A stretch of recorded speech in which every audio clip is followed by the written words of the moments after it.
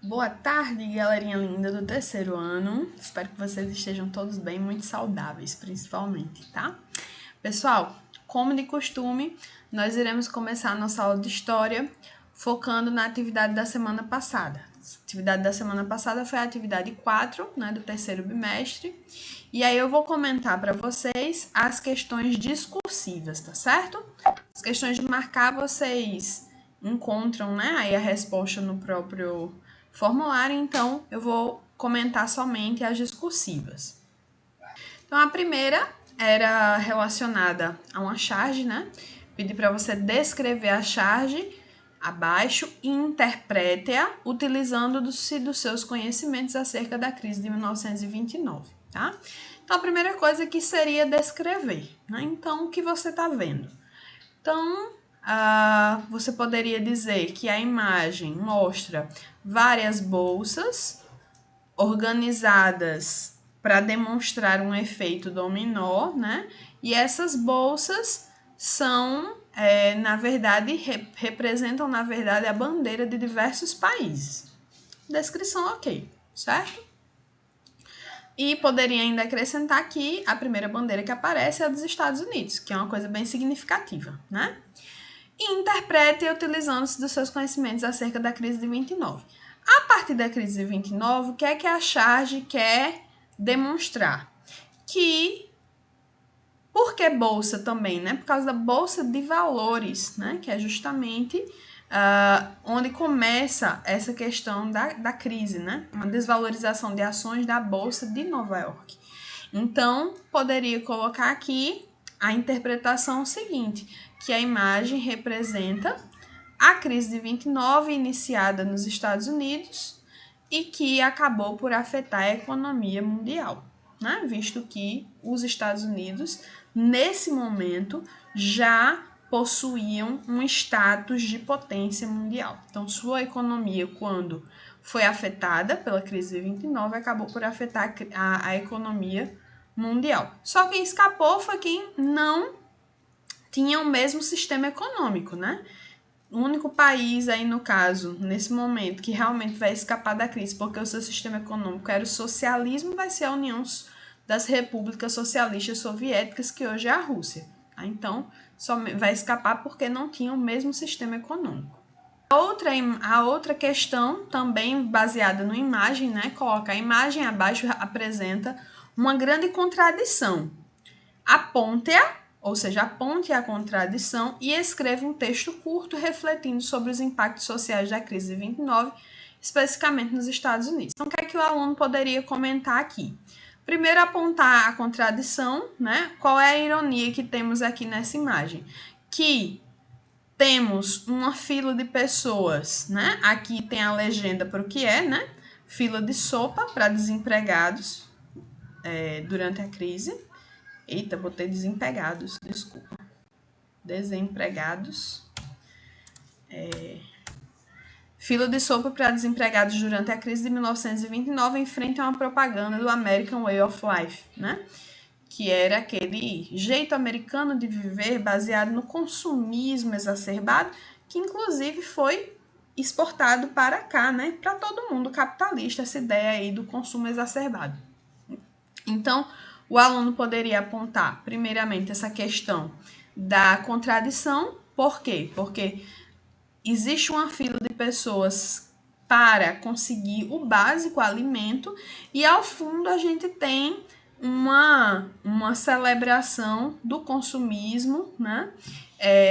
Desse American Way of Life, que no fim das contas levou, né? Foi dos fatores que levou a essa grande crise que teve impactos econômicos e sociais imensos. No texto sobre impactos sociais era fácil, né? Poderia falar aí dos diversos impactos sociais, como desemprego e tudo que é consequência disso, desemprego, fome, falta de moradia. Então, era bem simples a questão, né? Mas uma questão para forçar vocês a fazerem uma reflexão, a analisarem a imagem, a perceber aspectos simbólicos da imagem, tá certo? E aí, por último, eu queria comentar também a questão do estudo orientado. E aí, no estudo orientado da semana passada, A gente vinha falando aí, vinha falando de estratégias, né, para conseguir ultrapassar dificuldades apresentadas nesse momento por causa da pandemia ou por causa do ensino remoto como um todo, né? E aí foi muito legal que muitas pessoas enviaram. Vou mostrar aqui a estratégia, né? Eu pedi para ver a estratégia. E aí as pessoas enviaram, né, as fotos das suas estratégias. Vou mostrar algumas para vocês. Essa aqui foi uma delas, né? Gostei bastante. O aluno fez uma organização do que ele tem para estudar, do que está estudando, do que já foi estudado, do que foi finalizado. Meio Kanban, né? Uma coisa aí parecida com Kanban. E aí fica bem legal, porque aí consegue visualizar o que já fez, o que precisa fazer, e coloca bem explicadinho o que precisa revisar, o que precisa aprofundar, enfim. Então, gostei muito dessa estratégia, muito legal. Sinal de que as técnicas, né, repassadas estão, espero, sendo utilizadas realmente por vocês, que essa é a intenção do estudo orientado. Aqui outra estratégia de outro aluno, né? E aqui a estratégia é a questão do planejamento semanal, do que fazer, né? Do que precisa fazer. E eu acho uma estratégia muito boa.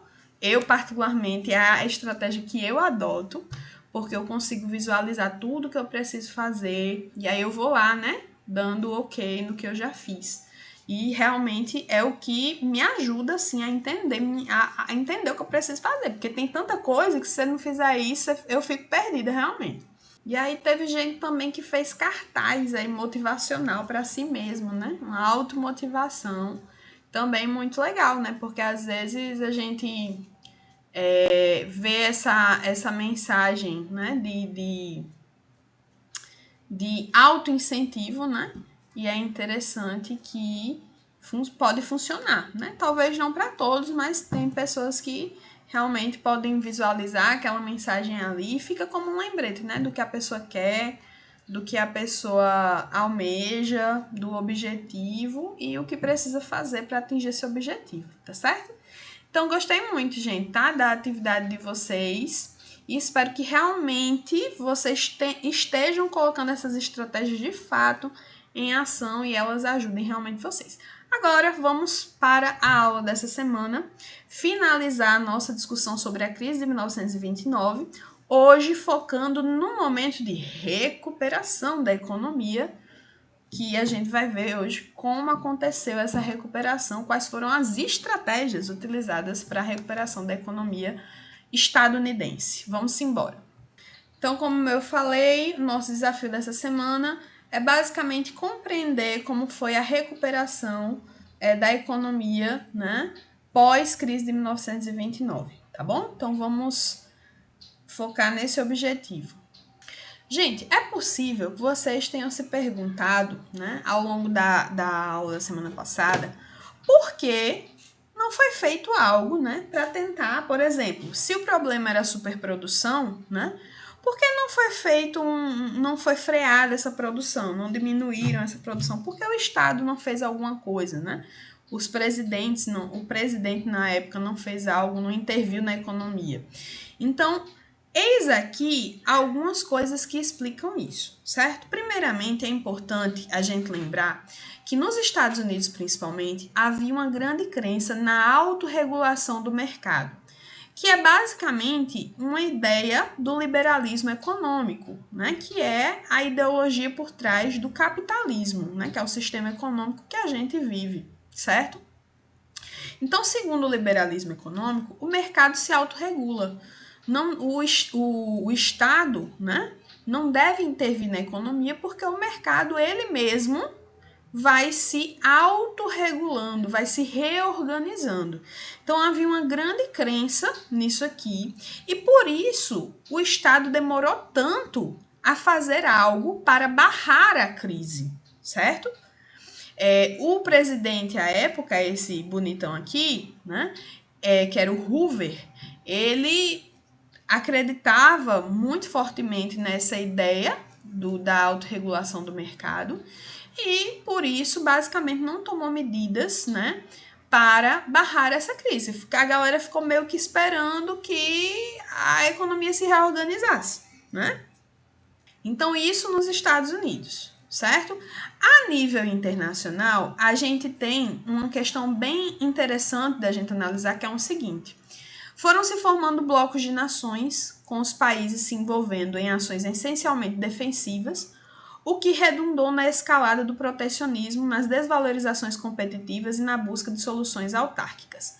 Vamos traduzir isso aqui para uma linguagem mais simples. Basicamente, o que aconteceu foi que não existia uma coordenação supranacional para, vamos dizer assim, planejar como lidar com a crise. Ou seja, não havia nenhum órgão internacional, certo? Ou um país, né, que, vamos dizer assim, encabeçasse uma saída coletiva para a crise, certo? Essa foi uma grande característica da década de 30. Não havia essa coordenação internacional em relação à economia. E aí, o que foi que aconteceu? Os países, eles foram meio que tomando medidas, cada um por si, entendeu? Cada um por si, Deus por todos.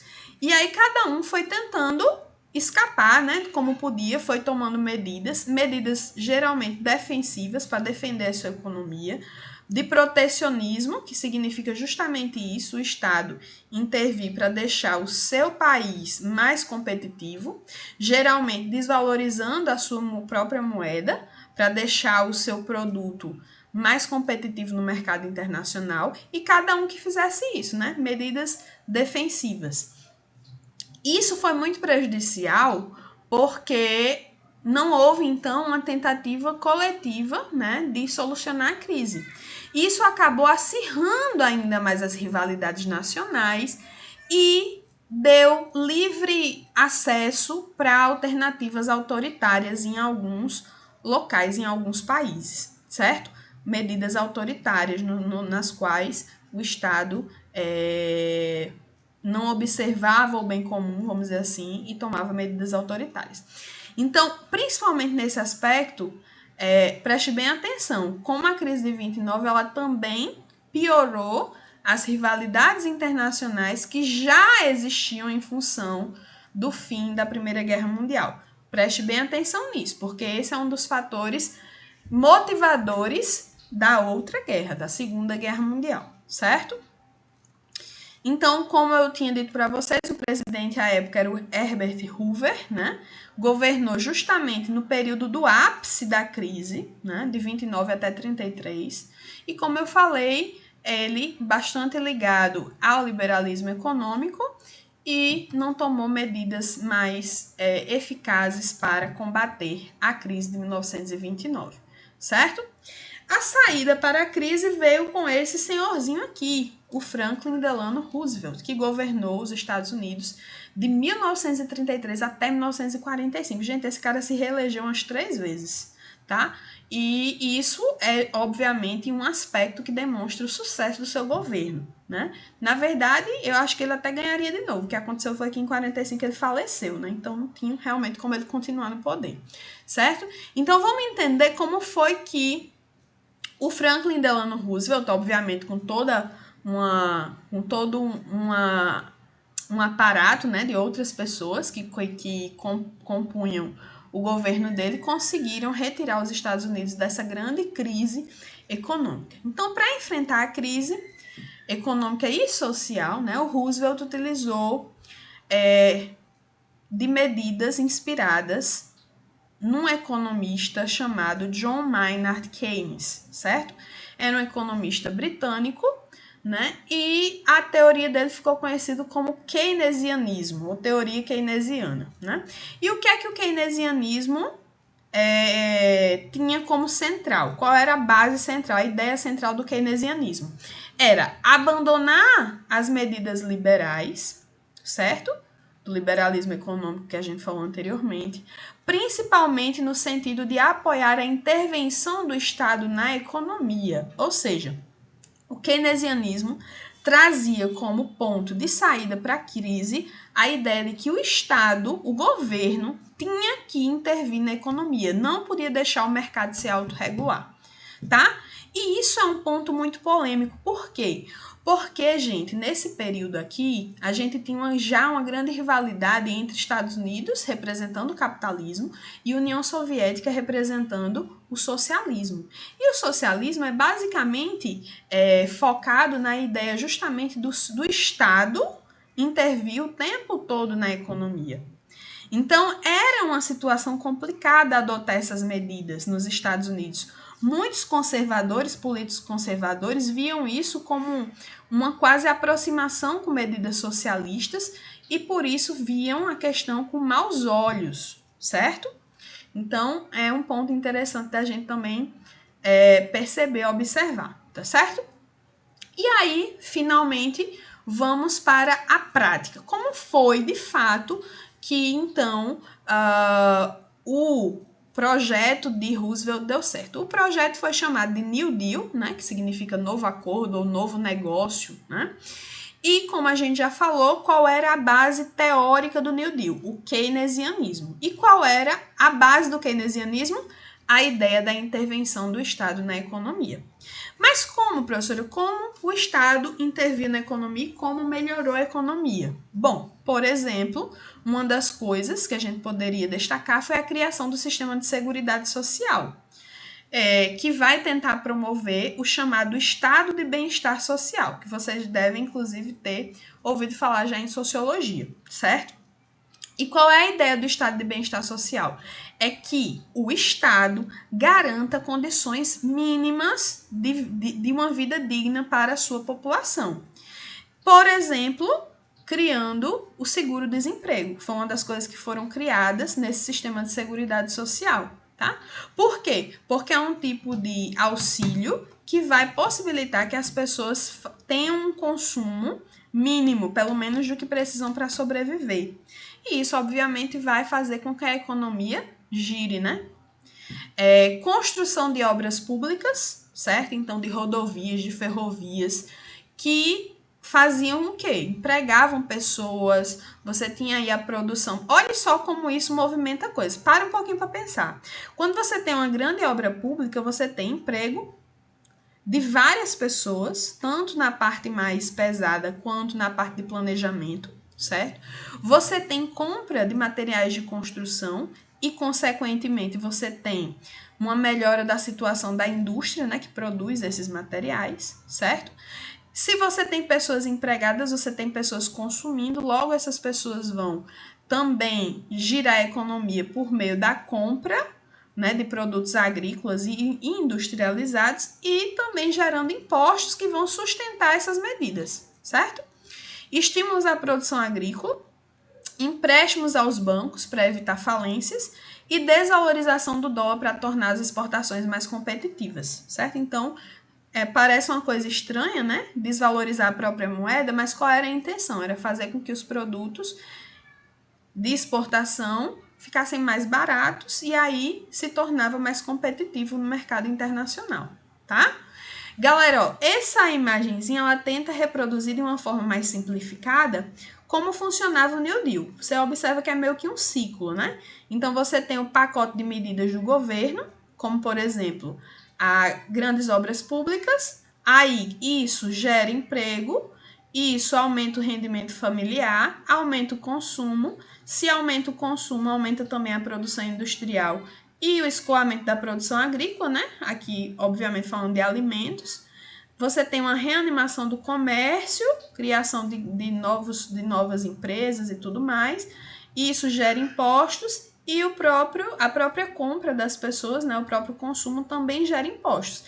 Esses impostos que vão sustentar a alimentação da máquina do Estado para que o Estado possa injetar dinheiro nessas medidas aqui, tá bom? Acho que fica mais simples de entender olhando por esse fluxogramazinho aqui, tá certo? Então, esse foi o New Deal. Essa foi a medida baseada na teoria keynesiana de intervenção do Estado na economia, que basicamente salvou os Estados Unidos da crise de 29, tá? Então, lá em torno já do final da década de 30, os Estados Unidos já apresentavam grande recuperação econômica, tá? Só que tem muitos historiadores que afirmam o seguinte, que a economia dos Estados Unidos só se recuperou realmente com o quê?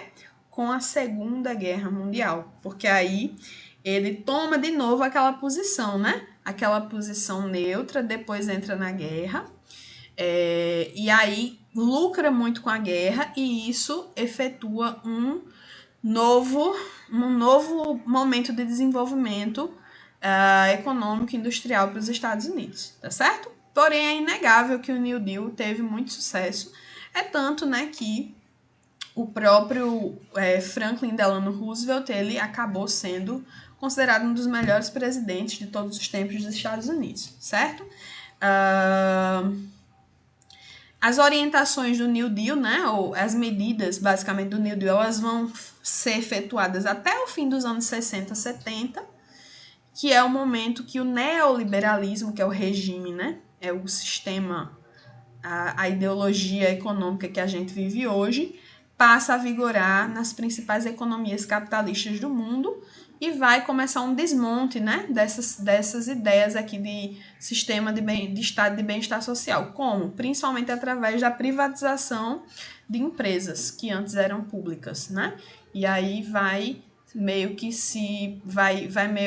vamos dizer assim, destruindo, né, essas medidas e uma nova forma baseada realmente no mercado, na autorregulação do mercado, vai sendo colocada em ação. Para finalizar, pessoal, geralmente algumas questões do Enem recentes, elas têm feito um paralelo entre a crise de 29 e a crise de 2008, tá? Então, eu vou pelo menos pincelar aqui para vocês, porque não é uma coisa simples, é uma coisa que envolve economia, é uma coisa muito complexa de se entender. Por isso eu vou deixar da forma mais fácil que eu puder, para vocês pelo menos saberem a diferença entre elas, tá bom?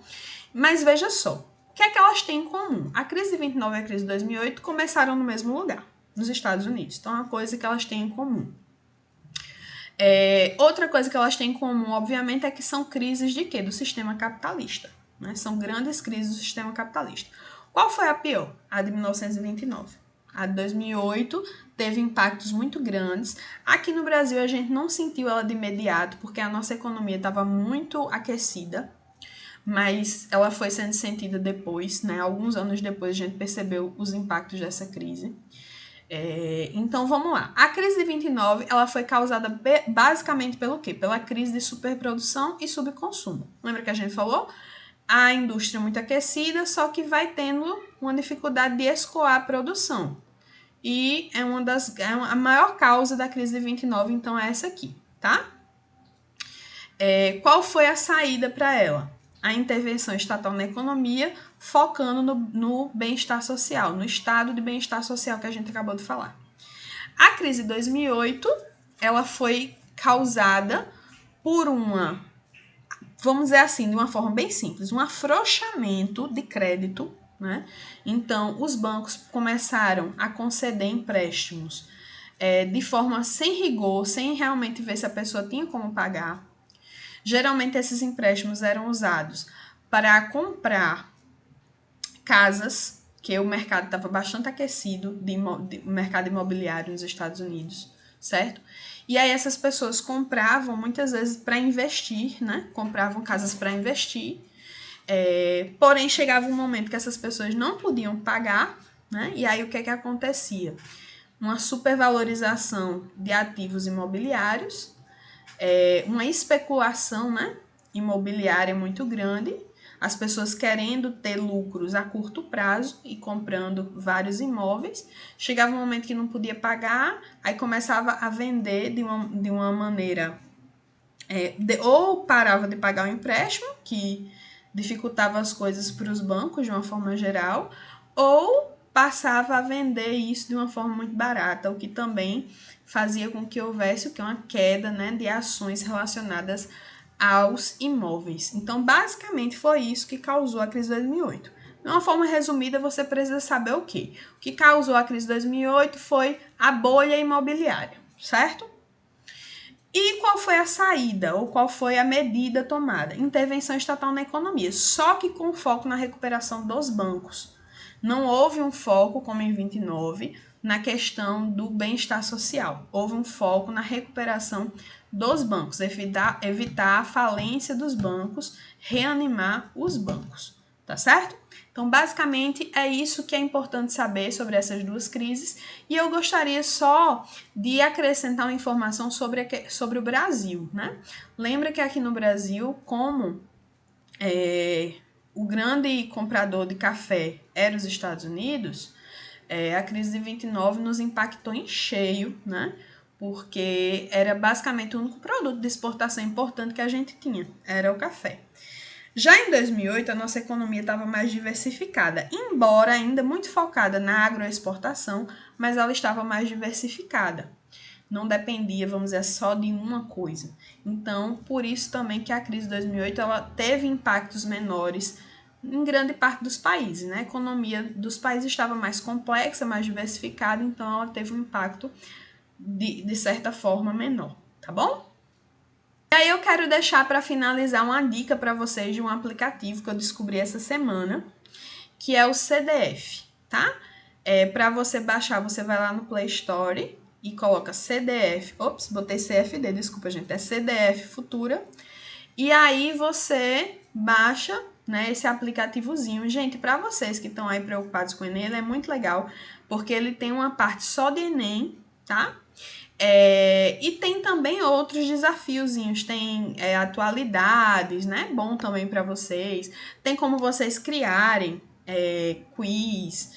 Inclusive, eu criei um, tá? Para desafiar vocês, tá aqui nesse endereçozinho, tá bom?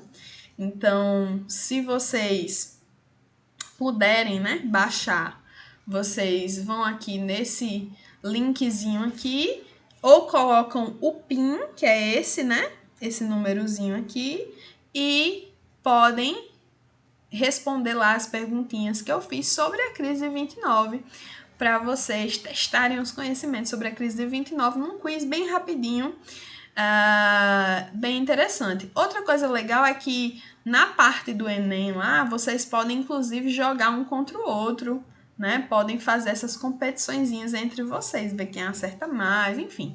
De qualquer maneira, gente, é só uma dica aí de aplicativo realmente para incrementar aí os conhecimentos de vocês, né? Às vezes ter acesso através de uma coisa mais divertida, né? Se informar de forma mais divertida, tá bom? Então, se puderem, gente, baixem e vão lá no meu desafio que eu fiz especialmente para vocês, tá bom? Então, galera, era isso. Espero que vocês tenham compreendido a maior parte dos pontos dessa nossa aula, tá certo? A ideia era realmente que vocês se ligassem como foi essa recuperação, entender quais são as bases do New Deal, o que define o New Deal, né? E tudo que foi implicado, né, economicamente e socialmente nessa recuperação, tá bom? Então, um cheiro para vocês, até semana que vem. Se cuidem, façam uma atividade caprichadinha para mim. Cheiro!